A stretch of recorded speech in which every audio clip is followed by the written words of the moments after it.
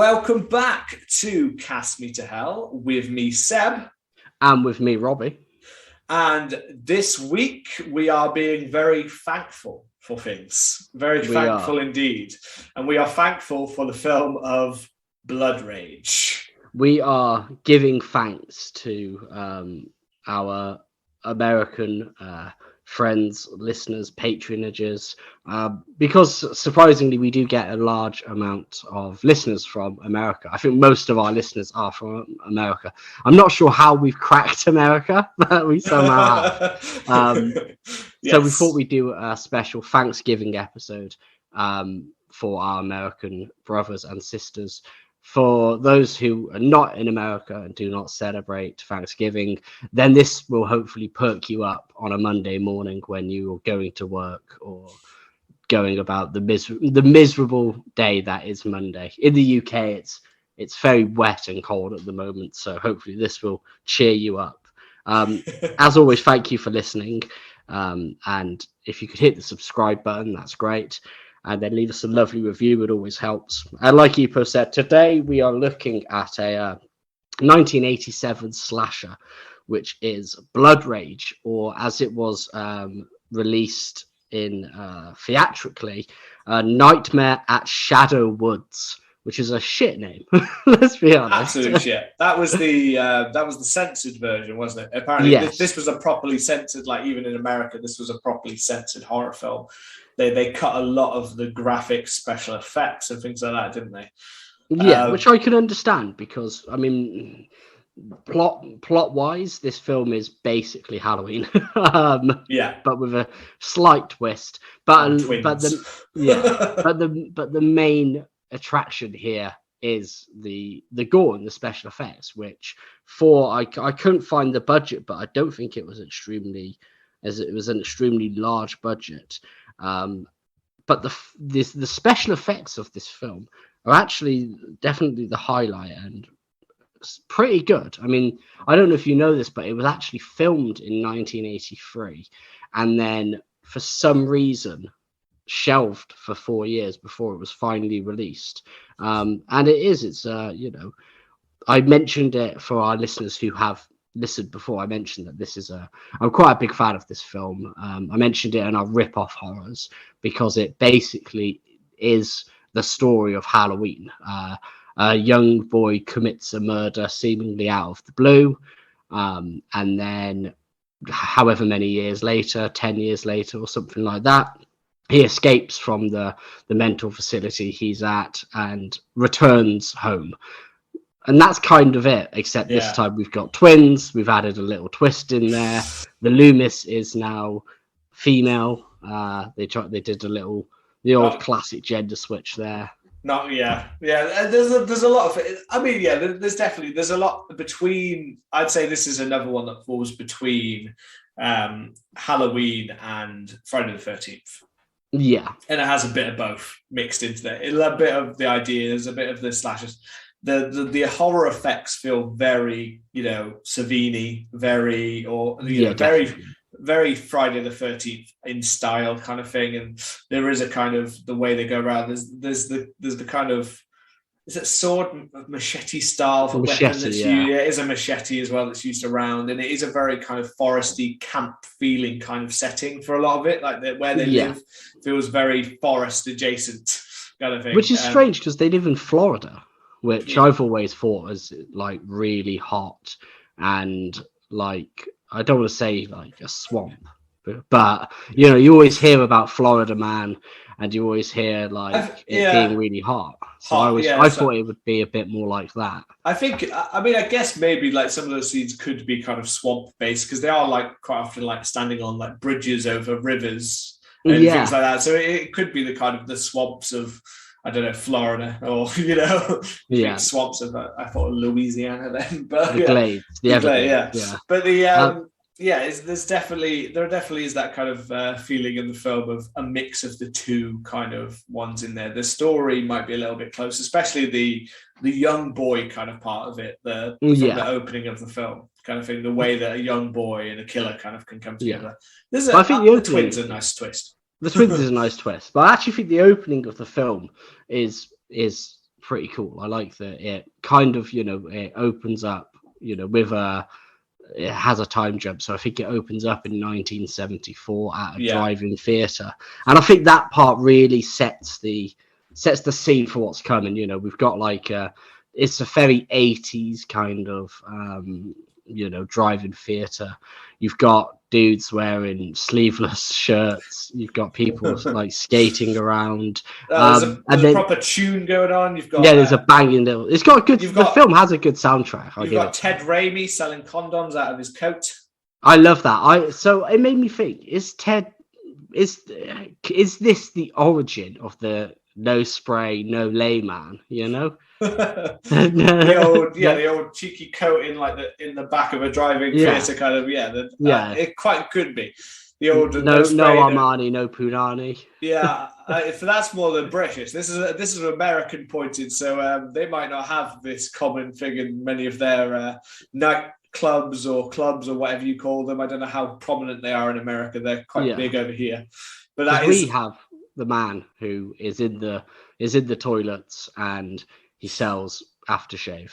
Yes, it's a very strange experience over here. You might have, like, if you go to a fancy place, quite often you might find, like, I've seen it in films where they have like a guy handing out towers or breath mints or like in a very fancy place. But over here, this is like in a really grungy, shitty club. And then you've got a guy who's basically taken out a box of stuff of like probably knockoff off the back of a truck, or not even the actual stuff, like kind of eau de toilettes and all those kind of perfumes, and he's laid them all out, and he's also got some lollipops and some gum and things like that, and he's probably got condoms as well, probably. But I've never seen them with condoms. No, I'm sure he probably has them if you ask. Maybe he just hasn't laid those out. But it's both a very funny thing with the no spray, no lay, like no stink, no pink. Yeah, they've always got little catchphrases, but it's also if you're someone who's coming to a club and you really don't want to have to spend £5 in the bathroom, or you actually want to wash your hands, it's a very uncomfortable experience as well at times. It is. It is if you're the person who's like, well, I don't want to buy any of this stuff, you have to stand there like he's trying to hand you like maybe a towel, or he's trying to hand you some soap or things like that, and it's like, I don't want it. I just want to wash my hands and I want to get out of this bathroom, which is already getting weirdly too familiar with people. It's a strange one. But we have Ted Raimi kind of doing that as a nice little kind of a little side bit, and then we're introduced to our main twins, Terry and Todd.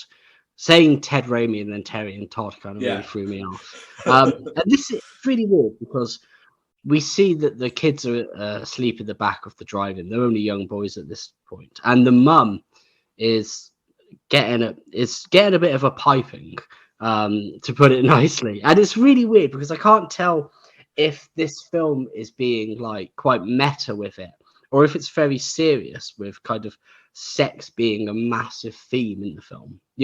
A lot of times with slashers, you have a lot of the golden rules. If you have premarital sex, you die, that sort of stuff.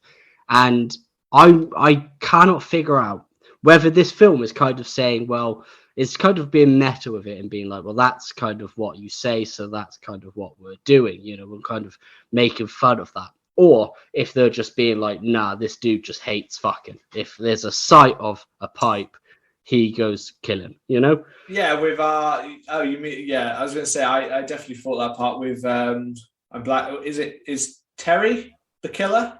Terry is the killer. Yeah, Todd is the one in the asylum. Yeah, is the one in the asylum. He's blamed for it in the opening.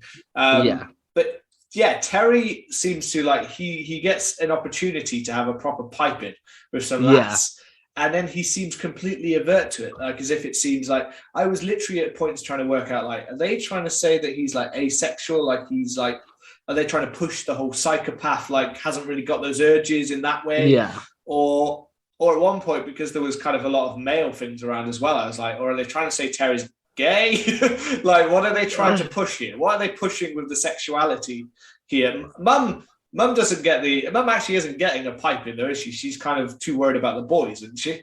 Well, no, she's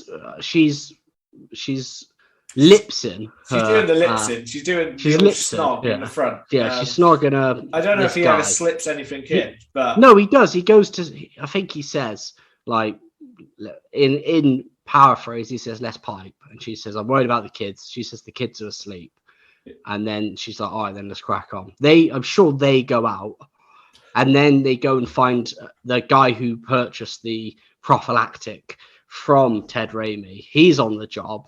And then one of the twins is watching, gets an axe out, kills him. And then when he screams, or when the screams are heard, it disturbs the mum from the pipe. I think that's what happens. Yeah. Time to get off that pipe. Yeah. But touching on what you were saying, we get this scene. And then when it jumps later and the mum announces that she is getting married, that sets something off in Terry. But there's a scene before that where a family friend introduces their daughter, and Terry's like flirting with her and is giving her the eyes, and you're thinking, yeah, he wants the pipe. Yeah. And then, like you said, when it gets to that scene later on, he's all, he's all pants and no trousers. He doesn't. He seems like he's constantly trying to avoid the pipe. He's like more interested in TV, and he's constantly like, nah, I don't want that. It feels like the reverse of the roles that you normally see. It does.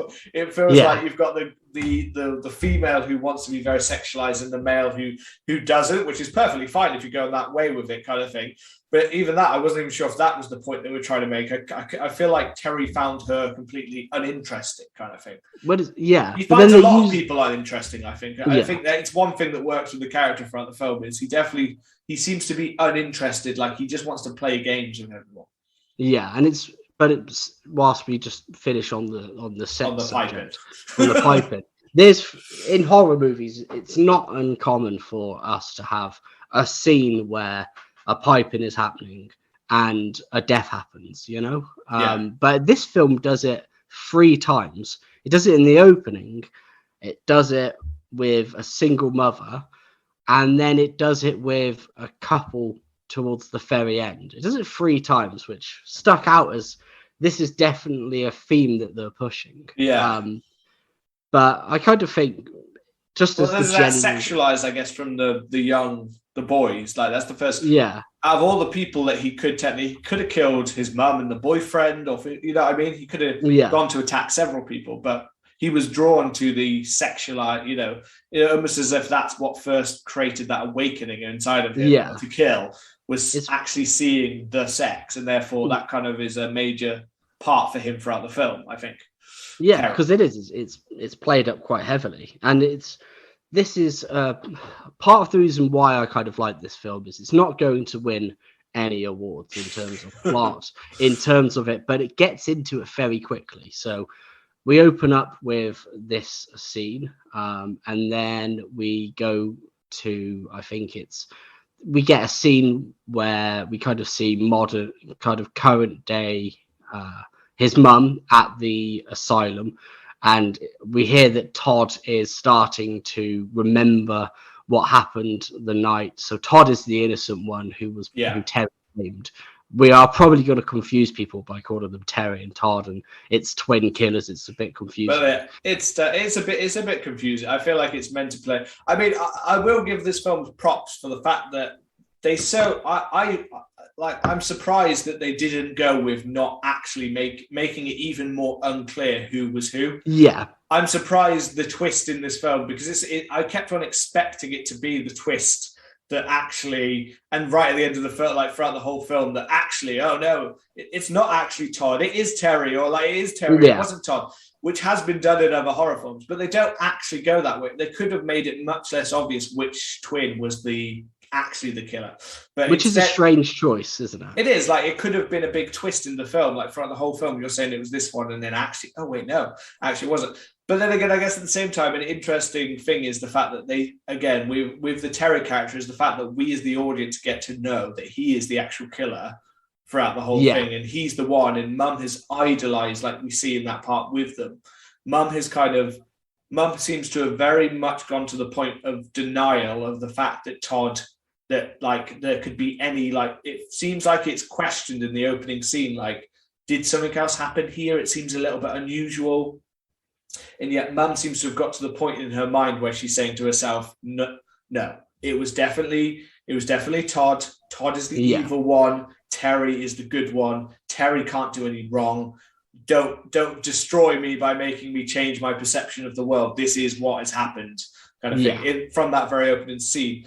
Can I just say that Mum in the opening scene, though, I was really thrown off straight away, because I was like, why is this the guy who maybe looked like he was in his 30s? Why is this guy in his 30s trying to pipe someone who looks about 45?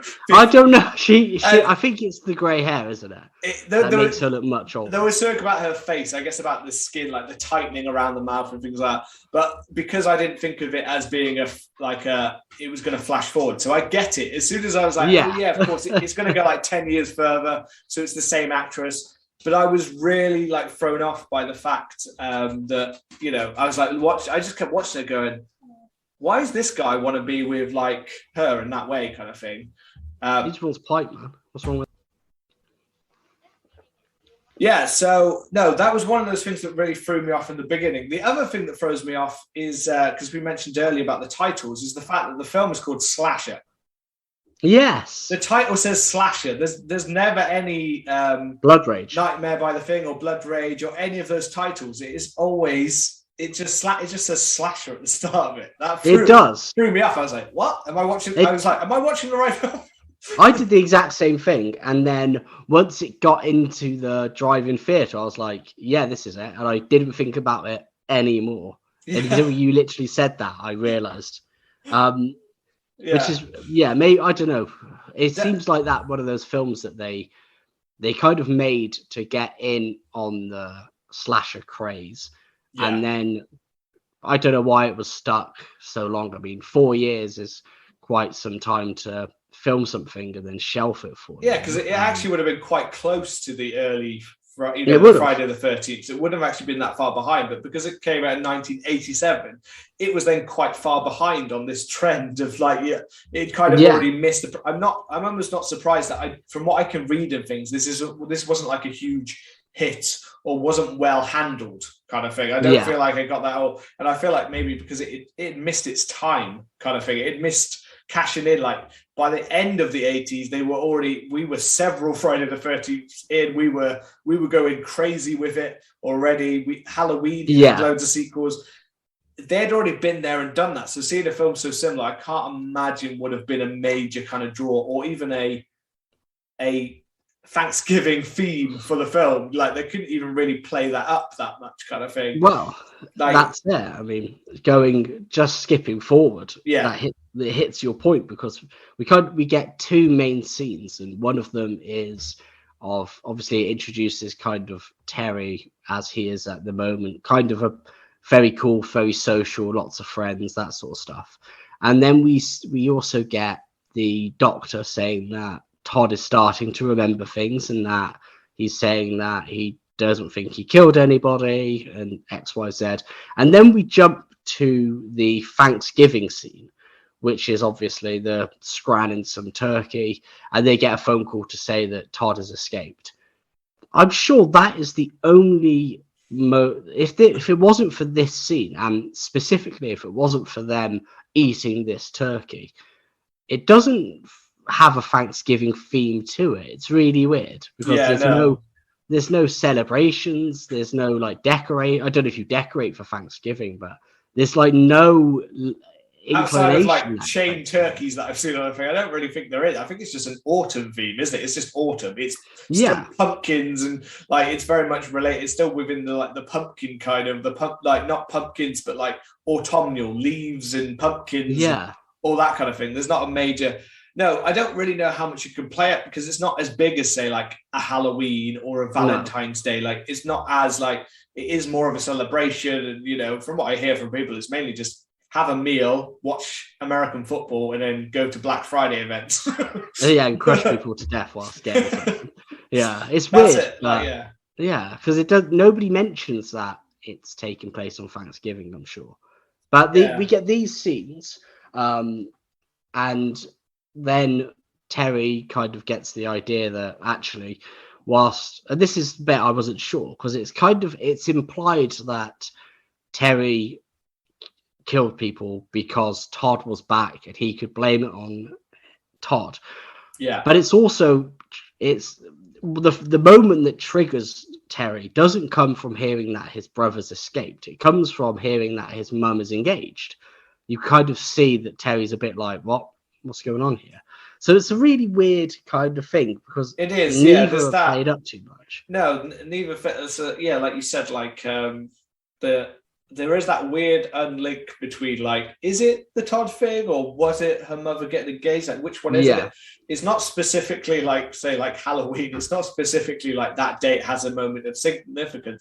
It doesn't seem like Thanksgiving. It wasn't like they were sat at a movie theater on Thanksgiving or anything like that. No, I don't think so. There's not that link there either. So yeah, although we said, like we've said this as a thing, this is because this is seen as a Thanksgiving horror film, or one of the only Thanksgiving-based horror films out there. So this is why we're kind of covering it for this one. There's mention of turkey, but that's kind of most of where it stops, is the fact that it appears to be coming home for the holiday. But even that isn't really playing up with the idea of Todd is coming home for the holiday, the Thanksgiving holiday, or and it's really odd. Like and also, just as a little tidbit that popped into my head, I realized it does say the release date was March. This film really didn't play at the Thanksgiving bit like at all. I'm guessing it really failed on that part, because March is very late to be saying it's Thanksgiving. And in terms of how the actual kind of going back to the point I was saying, it gets straight into it. Shortly after we hear that Todd has broken out, we are introduced to who is equivalently the woman version of Dr. Loomis. His doctor I think the doctor says or tells someone that Todd never killed anyone. But that is basically all we get from her, because once I timed it, and it is very much like Halloween in terms of storyline, but we get our first proper kill, and I say proper kill because it's not in the opening of the film, at around the 20-minute mark. And then after that, which is him killing his soon-to-come stepdad. We'll talk about the kills after this, but we basically get a scene where he kills his stepdad, and then we get a scene where he kills the doctor's, I was about to say apprentice, like the Sith Lords, but his odd sidekick, which seems who seems completely out of place. I gotta be honest, like does not seem like someone you would ever be hiring to be work. Even the way dressed is like, what other 80s movie did you just appear from? As like, I'm your assistant now, like with his like tranquilizer gun. And it's like it's like it's a big game animal that's escaped instead of a murderer. And then we get we get one randomly edited scene in, and I'm sure it's a scene of his mum just eating some leftovers, like eating some corn and some green beans. And then we get the doctor's death. We get a scene where the doctor turns up and says, we're tracking Todd. He says he didn't kill anyone. We're looking for him. You go this way, I'll go that way. Splitting the party, which is never a good move. And then we get those 3 deaths with a scene of her eating, his mum eating in between. And the deaths are great. Don't get me wrong. I think the deaths are really cool, but it's so quick. Like, 3 it is so quick. Like there was certain like this was my first viewing of this film. So you'd seen it before, and I was definitely like, I thought the opening was really cool, but a lot of the stuff with the random scenes in between stuff, like it basically just feels like all it wants to do is just do the deaths, and the deaths are really quite cool. But the rest of it, like the mum, we just get, like you said, the scene of eating sweet corn and green beans. A scene of her like cleaning the oven, a scene of her sat on the phone, another scene of her, like several scenes of her crying at the phone. Like the mum is just like oblivious to anything that's happening around her, kind of thing, which is fine because it's all spread around.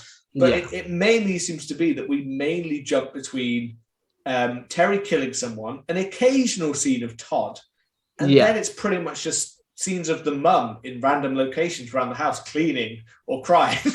And it seems to be that the scenes, like you said, the scenes seem to go that Terry will kill someone, and then there will be a scene of his mum randomly doing something. Every now and then we get Todd, like Todd's barely in this film. Every now and then we get Todd. Yeah.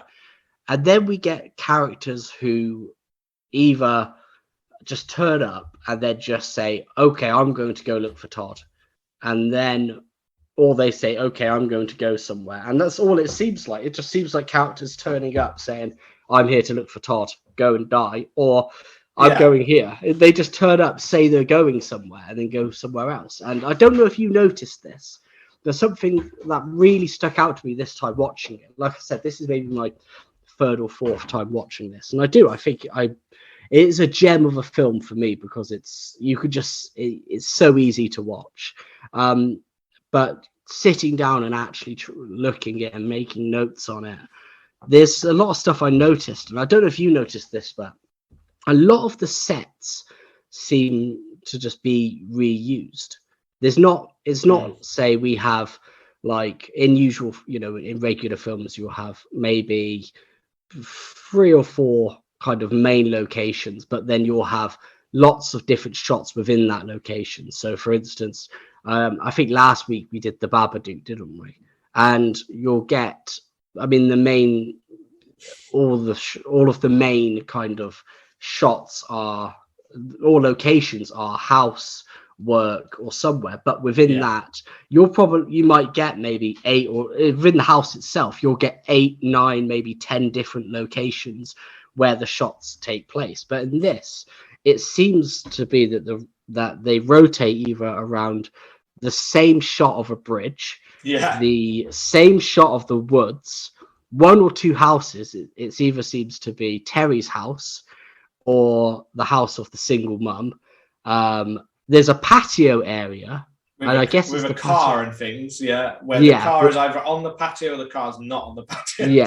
And the same chairs. That's either reused, and a lot of the times it's static shots. It's not, it's just static, and then occasional close-up. You don't really get the camera following many people. No. You don't really get, zooms in, zoom in. It's very simple. It's very simple direction here. I gotta be honest. Very simple. It almost I mean, there's even stuff like online where you see that I believe that like people like producers or writers actually had little roles in this film, almost as if they were trying to make this up as they went along, kind of thing. Like, there's a definite. I believe this was my first time viewing, so I only watched it through the once. I feel like if I watched through this again, I feel like there would be a major amount of continuity errors here. Probably. Like I feel like characters appear in certain places. Like you have Todd at one point where he appears in the forest and talks to the little girl, but that's a long time before Todd gets anywhere near the house. But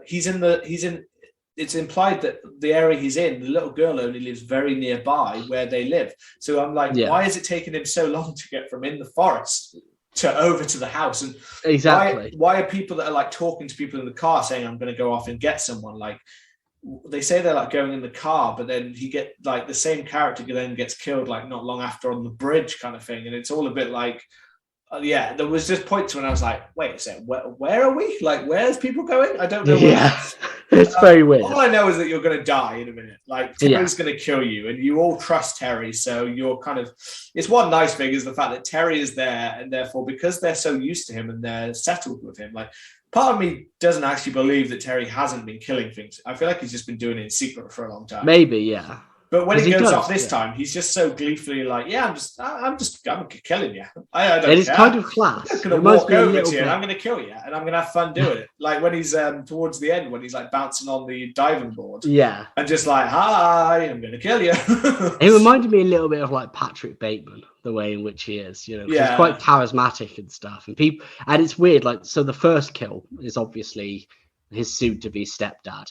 And his stepdad's on the phone, and he's having a little glug of some beer, and then his hand gets cut off, and then he gets stabbed in the head, and it's so beautifully done, the hand cut off, because it's the thing that I think it really does play in this film's strength is it's surprisingly gory with some really good looking effects. You kind of expect it to, like when he gets his hand cut off, you think, okay, it's got to cut and we're going to do it. But instead, we see the bloody stump, then we see the hand on the floor twitching, holding a beer. That was cool. And it's cool. And then the death after that, we see, which is one of my kind of like, and it doesn't even like with that death, it doesn't even stop there. It's there's quite a brutality kind of there. Like he gets quite butchered, that stepdad.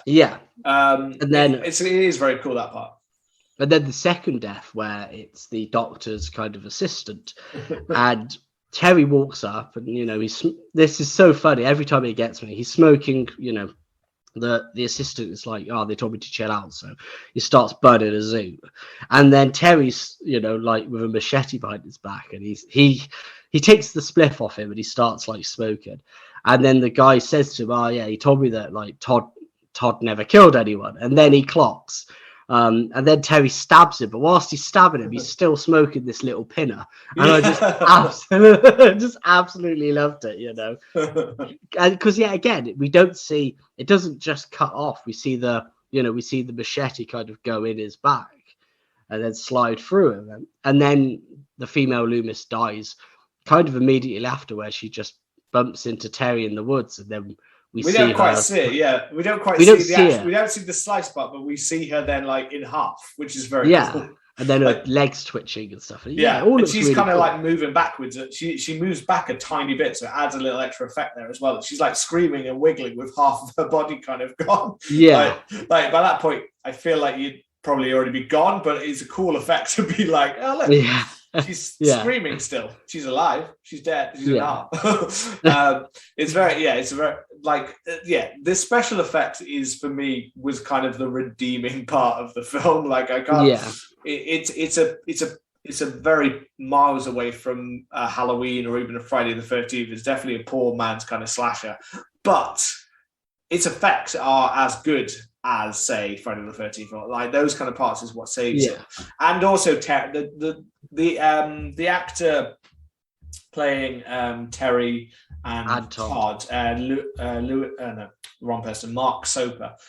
He does a very good job of actually showing the differences between two characters, and he is, like you said, the Patrick Bateman one, I think, is a good kind of one, because he seems gleefully enjoying the fact that all of these years, everyone has believed that he's a bit of a narcissist, but he's a bit but like everyone seems to be. I feel like more people would have clocked on that he's a bit of an ass, but he seems to have been loving the fact that he's got away with this lie, and now he's really loving the fact that he gets to go around, and the way he's revealing the lie to everyone is just, I'm gonna fucking slice you up.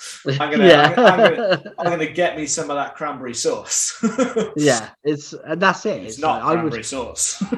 I would rather watch this than some of the early Friday the 13th, to be honest, just because of how quick it gets into it and how easy it is to watch. Like we get like a bunch of kills, and it seems that like if Terry's not doing something, then he kills. He's just killing someone.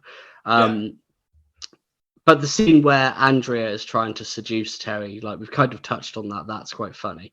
And that kind of the scene where I can't believe what her name is, but it's Bill and Andrea. That's it. When Andrea comes back and she's like, I'm gonna get you a rich daddy to her baby, and she's putting some lingerie on. That scene is great, where he knocks on the door and he's like, oh, the kid who was here, he's come back, and he opens the door and Terry's just there like, hello. And then obviously he gets an off-screen death. But then when Andrea kind of goes to knock on the door and she opens it and sees Bill's head hanging, that's awesome. And when she's kind of in an escape and she tries to put a coat on, and then Terry just comes out of nowhere and just helps her put the coat on. It's so fucking evil. And then, he loves playing with his meal. That's playing with his meal. And then he just, obviously I think she dies off screen as well. But there's a lot of... we see the blade come out of her chest. Oh yeah, that's it. We see the blade. It's quite a cool effect. We see the blade come out, and you feel quite sad, because obviously there's just the child left. I was even at one point thinking he seems so like off that I was like, is this film going to push it to off-screen baby death or something like that. Like he walks in, and I could just imagine, like, because of the way his character was, I could just imagine him just walking off and like not really doing anything, but just walking by and just quickly like stabbing the cot or something like that. Yeah. Just like that kind of sick. Like you're not showing the death, but it's implied that it's like boom. But no, they didn't. I thought they might have gone there, but nah, they left the Babby. Is it Julie who's our final girl kind of thing? Is it Julie? I can't remember. It's not Julie. I don't know. Julie might be I can't remember who it is. Obviously, I can't remember her name. It's Karen. She didn't leave a huge effect. It's Karen who is. Probably because she's not in it. She's not actually in too much. She's in the when they're sat around at the meal with the stepdad and the Thanksgiving kind of meal at the start. But there was just a weird thing in my head that kept running throughout, because she has this kind of thing where she keeps talking about Terry like she wants to be with him. Yeah. And yet at that meal, I got nothing but like disdain for him. She looked like she fucking hated him at that meal. She barely talked, and she was looking at him, and the look on her face was so like kind of like, okay, like as if he was talking. It kind of made me think, I was like, it almost felt like, oh, we're trying to set her up with this lass, and like she doesn't want it at all. So then when she came in later and she was like, oh yeah, Terry this, and but I need to go and see Terry. It was like okay. I love it. I did not get that at all from her. She was into him at all. But yeah, it's Karen. That's the character's name. Is it Karen? And it is, like you said, it is weird because she's the one who stumbles on Todd, and it's class because she bumps into him. She's like, I want you. You look like you've been, you're too high, and he does. He looks like he's whitey, he's like. He's like praying it out. He's in the midst of an ecstasy hit, He's fucking like zoning out. And she's like, starts giving him this speech. And then she's like, Terry, I want you to make love to me. And he's like, I'm not Terry, I'm Todd. I know. And that, but we don't. Poor Todd, who's been just like, he's been completely like, Todd is standing there at the very beginning of this film, and he looks like Michael Myers when he was just silent, and when the parents came up to the house and he stood out the front. But he is just like he seems to be perpetually stuck as like a child almost. Is what we get from him. He's definitely not hands-on, and again, we don't get a lot, but he seems. They kind of give him kind and like so the actor's doing a very good job of like differentiating those two characters. But even then, like you're kind of there in your head like she wants to pipe you. I'll pretend to be Terry for a while. He should have just done that. Imagine if he did that. It's just that I'm Terry. The next scene is like them post sex, like, and he's like, oh, by the way, my name's Todd. I'm actually Todd. I try to we get then some more kind of we get some more deaths. I think there's two people who go and play tennis, and then they try and pipe on the diving board as well, which were like I was watching that. It's the lass that was trying to pipe Terry earlier. She gets piped. She's piping, but on like the diving board, and that was kind of cool. It was cool, but it made me think like I remember when I had swimming lessons when I was young, and I would go on the diving board, and the board was so rough because like it had to give you good grip. I can't imagine it would be the nicest place to either lay pipe or be piped on. I feel like it was more a setting thing than it was about like I think they wanted to set up the swimming pool for the finale, so they did. Definitely. But I feel like they're going to go that much. I was just more. I thought you were about to say like all I could imagine now is like when I was a child, how many people piped on the diving boards? How many people do you think actually pipe on those diving boards? Hopefully not, because it was a decent swimming pool, but you never know, man. It wasn't like a public one that was open all hours. Like the guy gets his like his throat slit and goes into the pool, so you see the pool like blood filling, which is cool. And then she, actually, I'm actually blanking on what happens to her. I think she just gets sliced in the head and then chopped up a bit. Yeah, I think that's why I was imagining. All I can remember is the machete kind of coming down on her. There's a lot of slices to the face in this film. So there's, in the opening we get a slice to the face. Andrea gets a slice to the face. Somebody else gets sliced in the face. There's a lot of it. It works very well though, because it's something that quite a lot of horror films hide away from, because it's quite a hard effect to pull off the the interaction of the blade to the face and making it look real is quite a hard one for a lot of them to pull off, kind of thing. Like, it can come off a bit stage, a bit like stage show. Like even in the original Friday the 13th, obviously you have the axe to the face kind of thing. Yeah. And even then it's quite obvious like that they've had to do like a half and half kind of thing with the face to make it look real. Yeah. Whereas here the slices look quite effective and you can see the blood and the marks like straight away. So they've done some good little editing shots to make that work. Yeah. And then we kind of, we get some more deaths because some of Terry's friends have also turned up, and a lot of the deaths in this are either Terry taking somebody by surprise, or somebody seeing Terry. Somebody who trusts him, basically. Somebody who trusts him. Even when God, I thought you were Todd. No, luckily you're Terry. Even when he's got a blade, I swear there's definitely one. Even when he's got a blade, they're still like, it's Terry.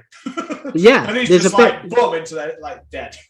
Yeah, there's somebody who it's because there's a couple who go. There's Artie, I know, who gets stabbed in the neck with a carving fork, which is a cool death. Yeah, and then there's his girlfriend, and I think she walks up to him. He's covered in blood and he's got a blade, and she's like, what's going on? He's like, oh, this is Todd. He's killing everyone. And she's like, oh, cool. And then he just kills her. Just kind of trust, yeah. Yeah. But then I guess you kind of would, you would be like... Your assumption isn't to die. And also, if you don't know that loads of people are dead, if you see what I mean, like, I don't think she realizes that lots of people are dead. So you might just be thinking, because that's where, I swear that, isn't that the line where he says it several times that this isn't cranberry sauce or whatever kind of thing. This isn't cranberry sauce. Todd's killing people. This is like Todd's weapon or something like that. It's like basically what he implies. Again, there's the only other Thanksgiving link is turkey cutting and this isn't cranberry sauce. Yeah. Then we kind of get to the point where the mum's fucking steaming. She's just been on the booze, and she rings the police, and then she finds Terry's bloody t-shirt in the bin before kind of seeing somebody's head split. The mum is the character that I definitely found her quite grating, to be honest. I found that her performance was quite over the top. Yeah. She was one I struggled with, because every time I went to a scene of her, when it was just her silently cleaning, then that's fine. But those scenes where she sat on the sofa, and we get 3 separate scenes between like deaths and other characters, where she's just like sobbing and crying. I don't even remember who the hell she's calling, whether it's ambulances or the asylum or wherever the hell it is. But she's just basically just drunk and crying at people down the phone. Yeah. And it sounds like there's nothing. And it's such weird scenes. And I don't know. I didn't really believe it that much. So I found that those scenes really kind of took me out kind of for a bit, because I was like, it's her again, including, and we'll come to it in a minute, her final scene at the end. I just really made me go, okay.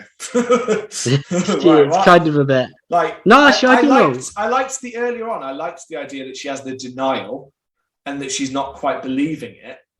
It's just the fact that that's still kind of with that, like, there's no progression really in that throughout the film. There doesn't seem to be any like acceptance of Todd or anything. Like, it's just literally, she just keeps up the same thing throughout the entire film. And I expect to see some progress with that. And I know we do have progress, but it only happens because in a twist. So she's still actually in denial the whole film. There's a twist to it, yes, but it's still like, I don't know, it certainly didn't work for me towards the end, but I think we should come back to that in a second. Yeah. It is, it was good fun. To be honest, it was like I don't know, it was a nice little twist. I thought, that we get to the swimming pool, because that's kind of where the climax of the film takes place. Karen's got the baby from the house, and it's kind of, she's seen everything that's happened. She knows it's Terry. Well, does she know it's Terry, or she knows it's one of them? It's not, I guess, to the characters in the film, it's still not really clear who's who, but I feel like they should be able to recognize, because he's got fucking Terry's clothes on that he's had on the entire night. Yeah. But there still seems to be a little bit of confusion at time. But yeah, that, like I said before about the gleefulness that Terry is chasing them around, like going after her, like he's enjoying popping up or just standing watching them, like on the diving board, just bouncing around, like, hi. Like there's a lot of fun to be had with the twin kind of part of the film, or at least mainly Terry's character. Yeah, I mean, there's a lot of fun, like you said. Terry's character is kind of the main one that takes the film. We don't really get a whole lot of Todd. No, we just see him in a handful of scenes, to be honest, until we get to the very end where the twins come to a confrontation, which was fucking hilarious, because I don't know if you noticed this, but when they met each other, they would show the actor, is it Mark Soper? Yeah. Soper? They would show him, and then somebody stood opposite him wearing the other twins' clothes with a wig on. Yeah. And it's most obvious when Terry is talking to Todd, because Todd's hair and whole physique kind of completely changed, and I was creasing at it. It keeps flicking, because I think the other bad kind of choice that's poor is the fact that they keep swapping between shots of the actor in both on each side at points. Yeah, so they do. Then it becomes really obvious that the other one, because you're quickly cutting from a shot of, say, Terry, and then you cut to a shot of Mark Soper as Todd, but then you'll suddenly be like, well, you literally just showed me the physique of Terry, and I can clearly see that that's not Terry. That's not Mark Soper anymore. I can clearly see as the actor, including the fact that it's quite obviously a different actor, especially when they're in the water together. Yeah, you can see like them moving around. It's like, that's a way like different shape of a guy. It's so weird, but I absolutely kind of loved it, man. It adds the charm of like there's a certain kind of charm like that too, like within the film. Like I do think that Mark Soper holds this film together. He's odd, but he's odd in his Terry form, but there's something enjoyable about it, and he does work well with what Todd is, and he does make them seem separate. But the special effects in that, I think, is what holds this film together, which makes it enjoyable. You're kind of there for the Terry show kind of thing. You're there to just let people get butchered. I think the rest of it, like the acting in certain parts, is quite poor, especially like the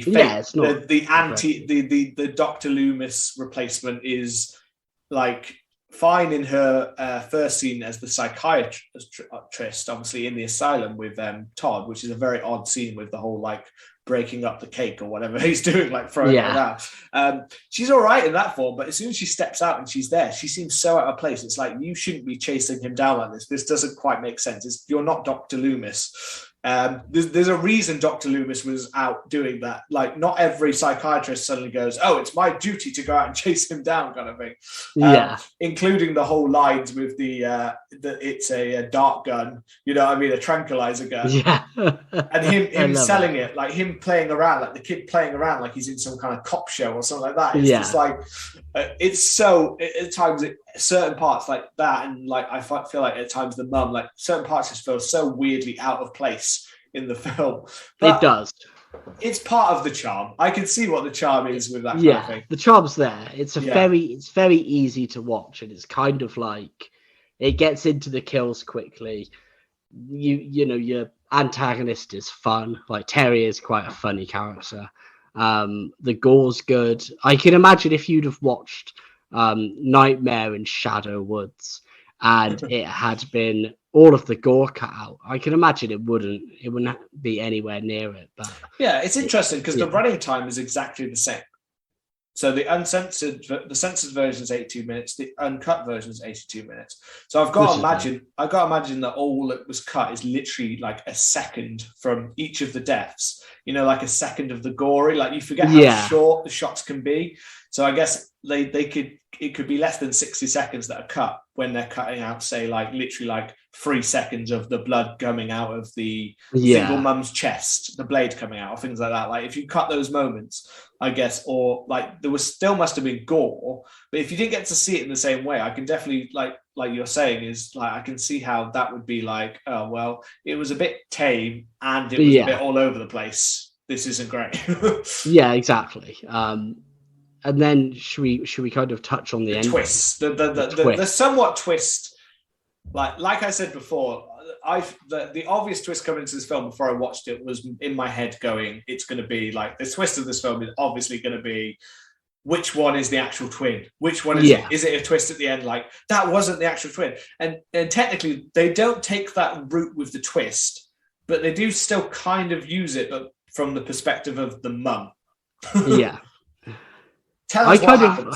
It was kind of really kind of brutal because, you know, we get to the swimming pool and we kind of see kind of a slight confrontation between Terry and Todd. And then, you know, Terry kind of absolutely batters Todd around a bit. And then they both kind of go into the pool, I think. But then the mum appears and she starts unloading fucking clips into Terry, thinking that, you know, she's killed Todd. So then she starts kind of, you know, and this was a part that was weird for me. She kind of takes she kind of embraces Todd and starts saying, you know, all of these things to him, like, you're, you know, I'm glad you're safe, and you're the, you know, you're not the evil one. She kind of says all these things like, I love you so much and stuff, and it almost feels like they wanted to go for one really strong line to express, you know, the motherly bond about how, you know, she wants to protect her son, who she sees as being pure, as opposed to her evil son. And instead, it's almost like they left the camera rolling and were just like, just keep saying shit, because she keeps saying these things. Yeah. She must say, you know, which makes her seem completely insane. Like, yeah. And maybe that's the intention, to make her seem like I mean, I was literally almost getting vibes of like, is she about to try and kiss him? Is she about to try and make love to her son or something right now? It's a bit like too much, isn't it? It was odd into that part, but I also, because I feel like I'm certain there's a shot where she gets to see Terry in that clothing earlier in the film. I'm certain, like, he changed clothes. Yes, I don't know. He had a shirt, but I'm sure she saw him again. But even then, it's still a case of, I don't know. There is quite an obvious distinction made between them, I guess, because but they're in the swimming pool, so I guess that all gets washed off and stuff like that. Yeah. But I just wasn't expecting it to be that she's like, oh my god, that wasn't Terry, that was you're Todd? What do you mean? I killed Terry? Like, I killed the good one? Like, she's coming to terms with it, which I get it. I just didn't think it worked for me at all. I thought it was really cool. I really liked it, to be honest. I don't know why. It was just, I felt like we knew that. I quite like the idea that we knew, but she didn't, you know. And the realization that it wasn't Todd that she'd killed, you know, it was Terry, and that Terry was, you know, was the murderer, but she's kind of almost so used to not, you know, to the lie and to Todd being the murderer that it's shattered her. I mean, it makes more sense for why she walks in and just starts blasting. Yeah. You know what I mean? She just has that gun and just goes for it, kind of thing. Yeah, she just walks in. So anyway, I started blasting. It's literally like that. She just starts unloading into him. There was definitely, I don't know. I don't know if it was, I think partially for me, it might just be her performances. The fact that she'd been made into such a kind of, she felt almost comedic in her kind of, the way she was doing stuff throughout the film. Like, she felt that kind of over top to me, that last bit just, it just played numb to me. I was just like, that doesn't feel really much. It didn't feel that real to me. And you had Todd there like, oh shit, Mum really doesn't like me, does she? Like, the fact that she can't kind of take it. But I feel like there were so many signs that, I get the idea of the denial, but I guess maybe in a better horror film, it would have played that kind of, maybe the mother's denial has been the death of the son that she, I guess, truly loved or whatever. But in this one, it just felt like a last minute, like, okay, oh, I see what you're doing there, but no, it's just not. It wasn't played for me. It just felt like another, like, ending on a really weird note of like Mum screaming in this kind of fake scream, kind of over it ended the top. on a really weird note, and we find nothing else about. Well, that's kind of what I do love, that it just has this kind of strange ending, and they try to play it as if it's like, as if we're watching some kind of Greek tragedy, but it's like the mum is so underused that there's no kind of, you know, there's nothing really to kind of feel, I don't know how to express it, but the mum's just so underused, whereas because you just get scenes of her like scranning, and then scenes of her on the phone, and then scenes of her drinking and finding the clothes. So it kind of makes you think that maybe they could have done something different, where the mum either has, you know, such a strong hatred for Todd and wanting to protect who she thinks is the good son, that she goes out hunting him, or maybe she starts to suspect that Terry is actually lying. Yeah. You know? No, that's what I mean, though. I actually think that the twin part and the mother's denial is actually, I actually think there is a good horror film hiding in this film. In between, like, there's great special effects, but I think there's actually a really good horror film that could be made out of this. I kind of would like someone to go and make a remake of this film and focus on the mother's denial, the twin kind of part of it. Yeah, because I feel like there's a strong story in there of how the mother has to kind of overcome this denial she's made herself believe about her child, where the evidence is proving to her that's actually different, to then actually go. And I feel like there is actually a film out there that's about this exact topic, but still, I feel like there's actually a strong case to be made that you could remake this film and make a better film. That you can make it stronger on the themes that they've built without it being too much of a Halloween, like, it's not that close kind of thing. There are close parts to very similar slashes that they've taken from, but there's definitely some originality in there that I think could be used to make this thing. I think Blood Rage should get, or Slasher, or Nightmare on Elm Lane, whichever one you want to call it. I think it could make quite a good remake. Yeah, I think there's something there, but it's almost like they had the very bones of the film. Like somebody went in and was thinking, okay, like, I've just watched Halloween, I want to do a twist on this, let's make it twins. The good one gets sent away, and then let's have him escape and kill people, and let's have him escape, then the other one kills and blames it on him, and then the mum shoots the good one and then kills herself, and that's the film. And they're like, oh shit, let's go record it. And then they filmed it, and then they were like, we have like 50 minutes of a film here. We need to film. We need some exposition. So it feels like a very, get the mum cleaning the oven. She's still in the costume. Get her eating some sweet corn. You know, it feels like there's like, have Terry go and deny piping all around town. It just like has these moments where it feels very weird, and it feels like it could have been really. It definitely doesn't feel like a Thanksgiving film, really, at all. No. It has reference to Thanksgiving. So again, if you want to remake it, why not up the Thanksgiving theme? We haven't had a good Thanksgiving, like a fully good Thanksgiving horror themed film. Let's do it. Yeah. How someone hasn't made more of like a turkey kind of based like killers. Yeah. They have. There's Thanksgiving. Thanksgiving, okay. I mean, like an actual made one, though, not like a sci-fi channel made like shit. Oh, like a big, like someone's tried to take it in an interesting way, like, you know, like a Krampus or something.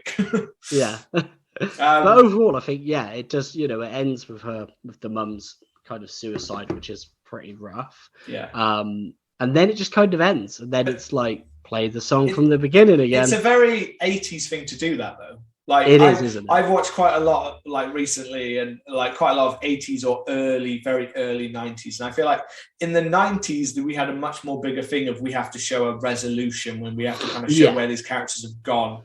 You know, you definitely get those in the 90s and noughties kind of ages, kind of more. We need to follow these characters fully. I feel like in the 80s, it wasn't really fully a character kind of thing. It was a very like, that's it, they've ended there. Like some of the work, like say Halloween in the 70s, that worked to just leave it there because it added that nice kind of the trauma. But in a lot of them, I feel like a lot of 80s ones I watched, like Slumber Party Massacre, Initiation, all these ones that I've watched recently, and they are pretty much just as soon as the villain's dead, it's like, and cut. It's like it is, isn't it? Fuck that. But you know, in some of them, it's like, okay, yeah, that's fine. It's a slasher film. They're alive. I'm sure they went off to do good things.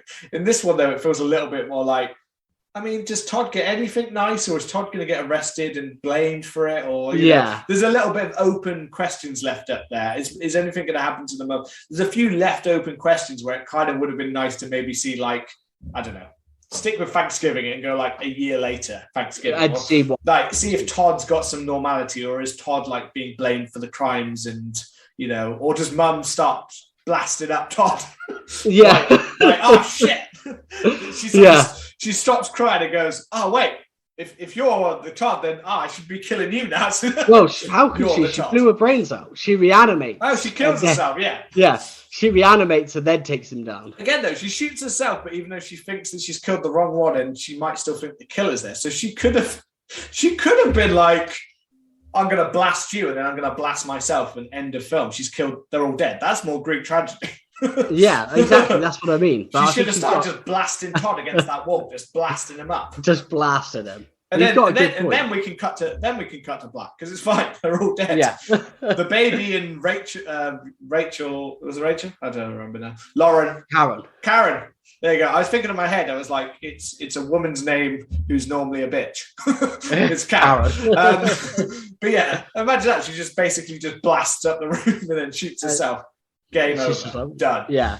You know, but yeah, a lot Karen of can bring up the baby by herself as a single mum now. Single mum to somebody else's spawn. Yeah, it is. It's weird because, like you said, a lot of films, or a lot of low budget films from the 80s, particularly, they almost ended right as the, you know, I guess that resolution was that the person is dead and they have survived. That's almost like was the resolution, and now audiences are a lot more used to having an ending which does have some resolution for what the character or where the character's going to be. The return to normality. Return to normality. Is expected nowadays, that you have some kind of return to normality or aftermath kind of thing. Back then it was like villain's dead, done. Yeah, but it's almost, you know, we return to normality, and if we're going to set up a sequel, we kind of know where our characters are going to be for it. So it does. It does feel like that. Like, this film ends, and then you have no resolution, and you're kind of like, oh, okay, well, that happened. Yeah. At the same time, I guess with this kind of one, you literally almost suspect like Mum's dead, and then because back then, you know, if they looked at Friday the 13th and they probably looked at Halloween and went, these are great because we can do one, and then we can do one that's basically exactly the same. I almost half expected again to have the whole Todd turns around and like slicks back his hair. It's like, oh shit, somehow that's actually Terry. Somehow, you know what I mean? Like, he's alive to Blood Rage another day, or to Slasher another day. Yeah. And he turns around and his eyes are like Michael Jackson's at the end of Thriller, you know? Yeah, exactly. That kind of thing. It would have been awful, but at the same time, you almost expect them to set up a sequel, because Blood Rage doesn't really have much ground for a sequel now that you've killed Terry. Like, it's almost like they were in it's almost like you half expect like they should have like had them wearing the same jeans throughout the whole film, like just standard blue jeans, but they have different tops, and in the water fight they lose their tops. Yeah. they are wet and they are naked. They have wet clothes and they must be removed. Yeah, and then they switch somehow, you know? Yeah, they somehow switch. You don't know, because they've basically got messy hair, both of them. So we think that Terry is dead, but actually we have killed Todd. And now he is alive to keep killing in the sequel. Yeah. Blood Rage 2, Electric Boogaloo. Well, is it Blood Rage 2? Is it Return to the Nightmare in Shadow Woods? Yeah. Is it Slasher 2? Yeah, exactly. I don't know. Or as I kept on calling it, Blood Rage, but I kept on thinking the film was called Bloody Rage. So I kept on searching for Bloody Rage and not finding anything. For some reason, it didn't link. So Bloodier Rage. Bloodier Rage, yeah. Blood Rager. Yeah. But overall, I think it's such a fun film. It's massively flawed, don't get me wrong, but I feel like its flaws are less in that it's a bad, nonsensical film, more that it's just like a weird film, you know, that kind of bad. It felt like it's gone through a fair amount of random edits, or it was lacking a full script. It feels like a lot of film, like it, and again, I'll admit it's sad because it actually feels like, you know, of all the like copycat kind of horrors out of there, you know, it feels like you could have this one actually has the bones to possibly have actually been one of the better ones. Yeah.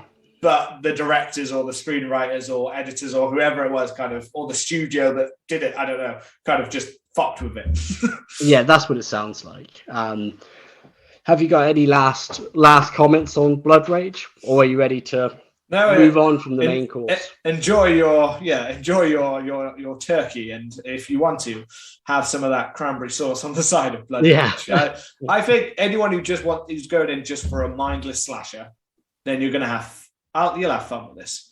Yeah, just don't come in expecting the plot to be like, you know, if you might have heard it's like, oh, it's like Thanksgiving's version of Halloween. Yeah, no, don't go in expecting Halloween. No. Maybe expect like one of the Friday the 13th sequels. Or something like that, maybe. A little bit more. Like maybe part, you know, Friday the 13th part 3 or something like that kind of thing. Expect that kind of level of plot / killing and you'll be all right. Well, it's fun because, you know, we mention a lot of the later slashers in the golden era of slashers, and I know this is kind of shortly after the golden era. I think the golden era was until like 84, 85 or something like that.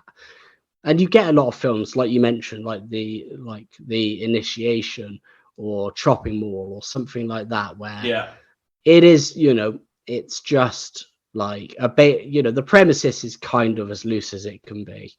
And it's just about the kills. And I don't think that's not a bad thing, you know. I think it's a fun film. I think, you know, it's got a banging soundtrack. It's got some great gore. Is it a particularly scary film? No, but it's a fun horror film, you know. And I think as far as slashers go that aren't, you know, in your main franchises, you know, your Halloweens, your F-13s, for like a one and done slasher film, I think it's one of the better ones, you know, and one of the funner ones as well. Yeah, we are thankful for some Blood Rage on Thanksgiving. We are thankful. So as always, thank you for joining us for today's discussion of Blood Rage, or slasher, or Nightmare in Shadow Woods. We hope you've had a great Thanksgiving to our American friends, and for everybody else, we hope that Monday hasn't been quite so bad for you. We will see you next week with another banging episode. As always, you can find us on Instagram, Twitter, and TikTok. Come and let us know what you thought on Blood Rage, or if you haven't checked it out, check it out and let us know what you think. You can find us at CMTH Podcast. I think I might have just mentioned that. As always, please leave us a lovely review, and don't forget to hit the subscribe button, and we will see you next week. Take care.